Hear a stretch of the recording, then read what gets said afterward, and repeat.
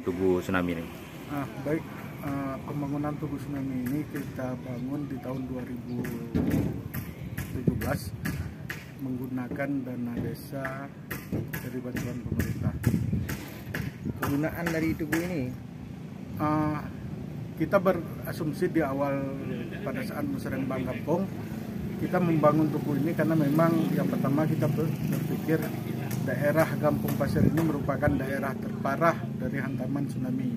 Makanya masyarakat berpendapat supaya ada sebuah monumen sejarah yang memang sebagai bentuk kenangan untuk mengenang para syuhada yang memang telah meninggal pada saat tsunami. Maka kita membangun tugu tsunami tersebut. Ya, di sini kan ada tertera nama-nama itu memang warga di sini atau yang meninggal di sini waktu itu? Jumlah data yang kita input itu ada sekitar 600 jiwa masyarakat Gampung Pasir.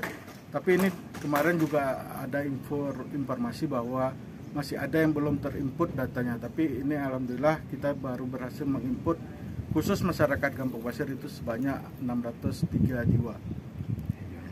Nah, agenda untuk tanggal 26 ini apa aja yang akan digelar sih?